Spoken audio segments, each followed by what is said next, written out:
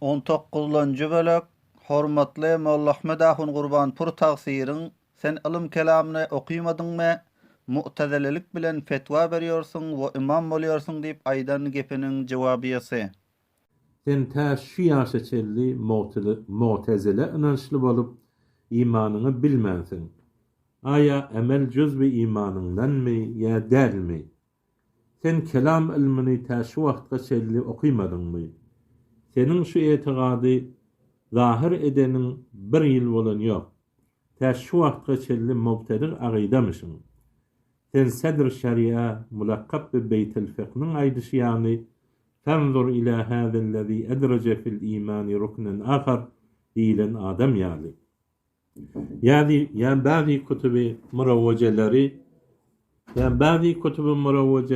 diýişiň ýaly, okuýdym diýişiň ýaly, kelam ilmi şu okuýmadyk bazı denmeka.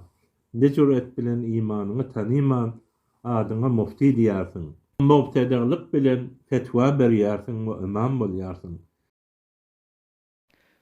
Hamidan we musalliyan. Hormatly ahundadyjan, sen meni aýplaýarsyň ki taşul ýaşa çenli aqidaň durustlamensiň diýip we mu'tezililik bilen fetwa berýärsiň we imam bolýarsyň diýip tahqirana hitap etýärsiň.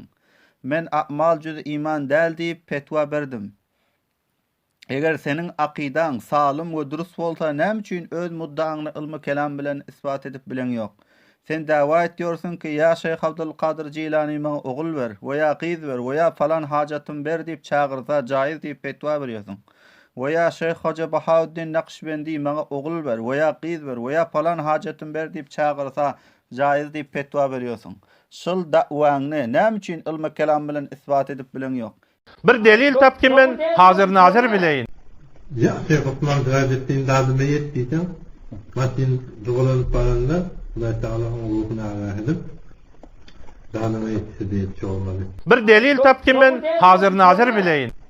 Ya Şeyh'tan gazettin dadıma yetdiýdi. Matin dogalanıp baranda Allah Ta'ala'nın ruhuna ağırdım. Eger waqiyan aqidaň 100% salym we durus bolsa, gel de şol da'waňy ilmi kelam bilen isbat et. Bolmasa böyle sözleriň magluplygyň alama we nişanasydyr.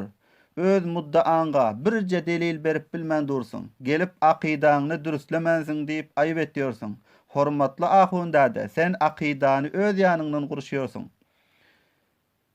Ve halanki aqida ayet-i Kur'an bilen ve hadis-i mutawatir bilen sabit bolýar. Sen bolsa ulamaların ve müşayihlaryň teferrudatlaryndan aqida sabit etjek bolýarsyň. Ve Eflatun ve Arastu'nun kitaplarından aqida sabit etjek bolýarsyň. Senin aqidaňda köp hylallar bar. Bolmasa öz muddaňy ilmi kelam bilen isbat edersin. Ta ömrüň barça sana wagt öz muddaňy ilmi kelam bilen isbat edip bilsen. Kul hatu burhanakum in kuntum sadiqin.